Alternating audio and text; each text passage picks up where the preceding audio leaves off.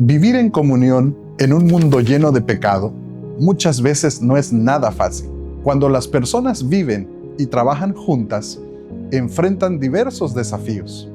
Las diferencias de opinión pueden provocar tensiones y discusiones. Cuanto más estrecha es la relación, más importante es que todas ellas procuren llevarse bien.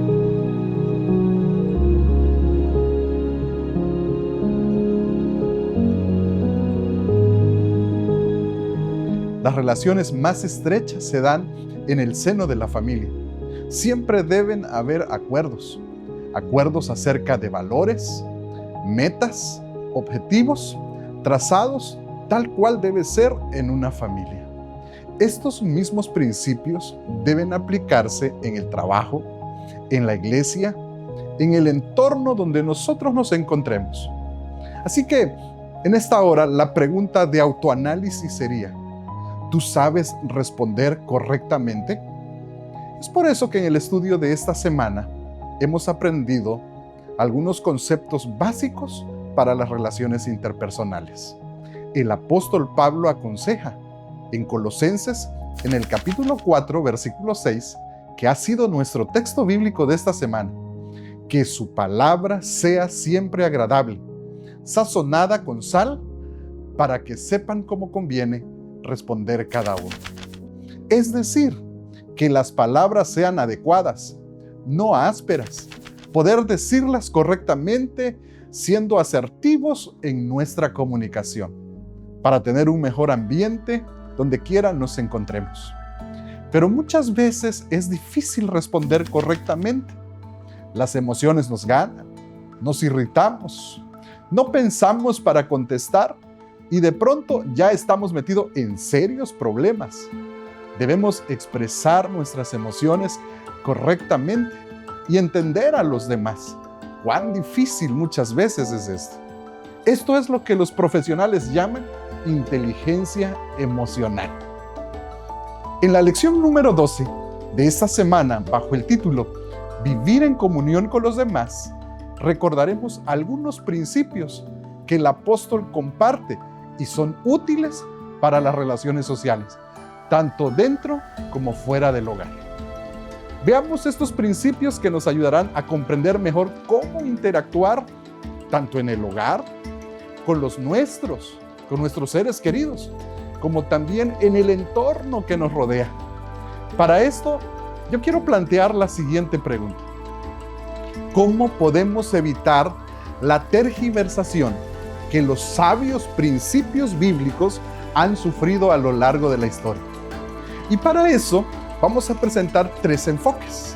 Y entonces vamos a enfocarnos en primer lugar con los cónyuges.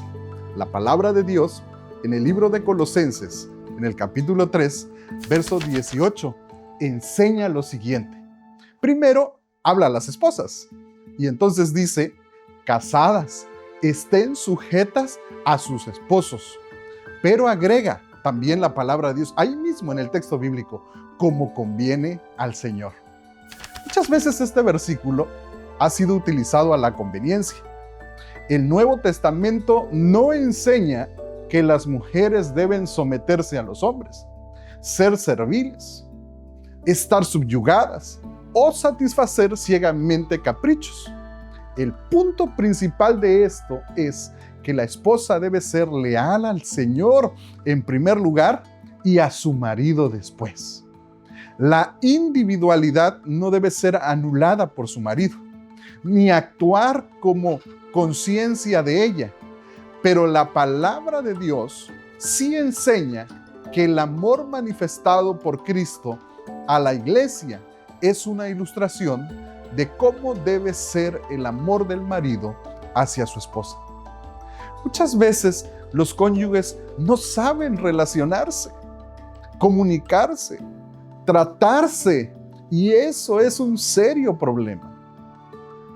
Efesios, en el capítulo 5, versículo 25, el apóstol Pablo nos muestra algunas ideas, algunos principios bíblicos, y Pablo resalta y dice que los maridos deban amar a la esposa. Qué interesante es el concepto que presenta Pablo en esta parte, porque comienza a hablar acerca del amor y lo que él profundiza es precisamente que los esposos amen a sus esposas. Y lo ilustra en unas breves palabras más, como Cristo amó a la iglesia. Ser fiel a ella cueste lo que cueste, y los intereses de ambos deben de estar en completa armonía. Pero también la palabra de Dios agrega, allí mismo en el libro de Efesios, y dice con respecto de la mujer, y la mujer respete a su marido. En resumen, contextualizando estos versículos, en resumen, un matrimonio cristiano sano se caracteriza por la reciprocidad. Ambos cónyuges se consultan mutuamente, reflexionan juntos y toman decisiones en pareja, como la crianza de los hijos, la educación, proyectos, planes. Pero lo más importante es, entre los cónyuges, siempre debe haber respeto.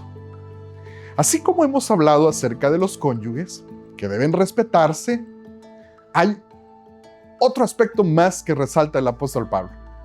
Y esto tiene que ver con los padres e hijos. Es vital en la vida familiar.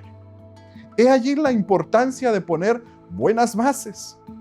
Saber que los hijos son tan amados y valorados. Y sobre todo, lo más importante, que son serios candidatos para el reino de los cielos. El sabio dijo, instruye al niño en su camino, y cuando fuere viejo, no se apartará de él. Jesús también dijo cuando estuvo en esta tierra, dejad a los niños venid a mí, y no se los impidáis, porque de los tales es el reino de los cielos. Hace un tiempo atrás, en una de nuestras universidades, se hizo un estudio. El planteamiento era, ¿qué factores influyen para que vuestros hijos permanezcan dentro de la iglesia? Esa es una pregunta que muchos padres cristianos podríamos hacerse. ¿Qué factores influyen para que nuestros hijos permanezcan dentro de la iglesia? Respuestas como que ambos padres asistan a la iglesia, que los hijos desde muy temprana edad asistan a los clubes, la escuela de iglesia, que estudien, que oren, fueron algunas de las respuestas que se dieron. Pero queridos, una parte crucial y una respuesta muy atinada fue, sin duda alguna, no pases por alto el culto familiar. El culto familiar es muy importante. Son las bases que se colocan al iniciar el día, en la tarde. Un culto donde toda la familia se involucre. La gran responsabilidad que tenemos como padres es instruirlos, formarlos correctamente para el Señor, por precepto y ejemplo. Los hijos serán una bendición para la familia, serán una bendición para la iglesia y sobre todo para la sociedad en un mundo que adolece y que perece. Pero ¿cuántos padres cariñosos y atentos que criaron a sus hijos en buenos hogares cristianos ven años después a esos hijos ya adultos lejos de la fe? Qué triste situación encontramos ante tales casos. El consejo de la sierva de Dios dice, los padres deberían estar unidos en su fe para estar unidos en sus esfuerzos de educar a sus hijos en la creencia de la verdad. Sobre la madre descansa en manera especial la tarea de modelar la mente de los jóvenes hijos.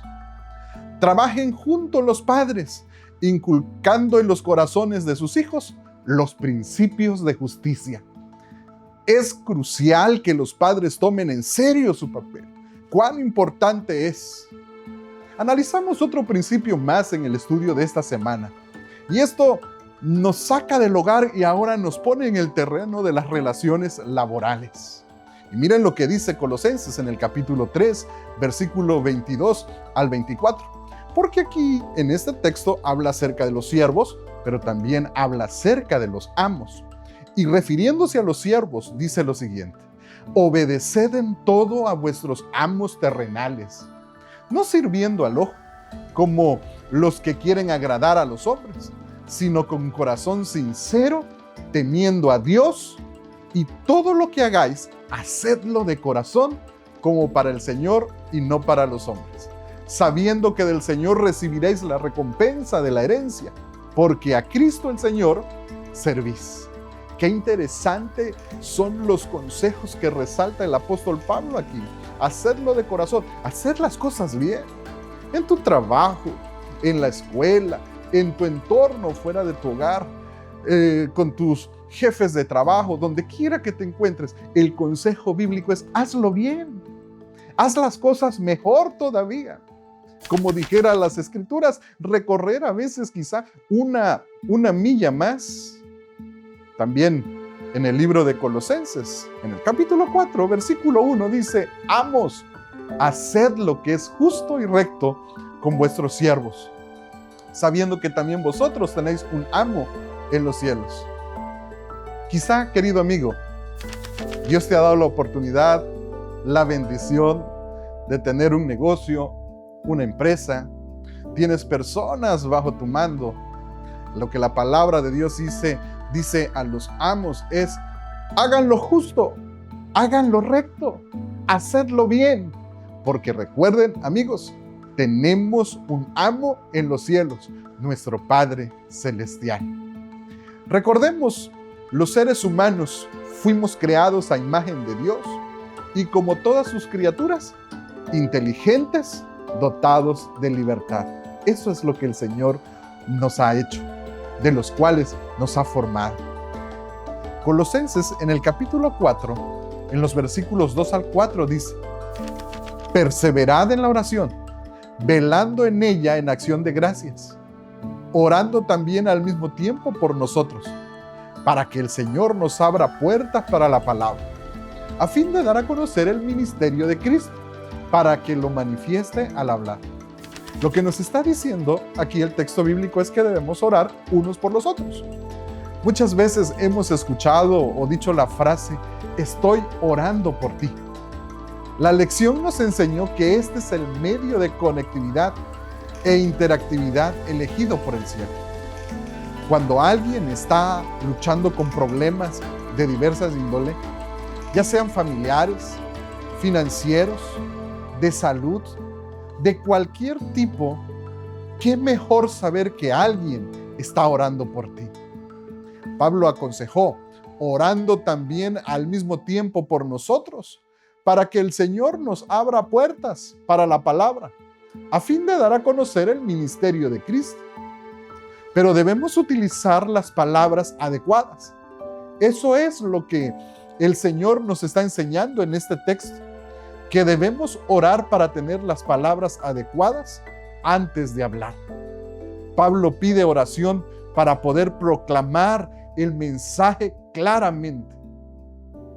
Si no sabes cómo solucionar tu relación matrimonial, si no sabes qué hacer con un hijo que al parecer no hace caso y no acepta ningún consejo, no sabes cómo tratar a ese hijo adolescente, no sabes qué más hacer con ese compañero de trabajo que ha procurado mal para ti, el consejo es: ora para que el Señor te abra las puertas para tener la palabra correcta.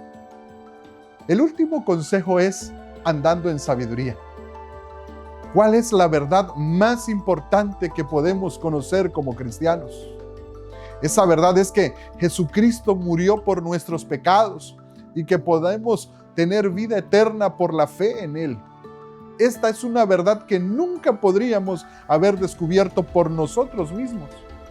Es una verdad que se nos tenía que revelar y que ha sido revelada en la palabra de Dios. ¿En qué situaciones indica Pablo que necesitamos portarnos sabiamente? Y entonces las Escrituras dicen: andad sabiamente para con los de afuera, redimiendo el tiempo.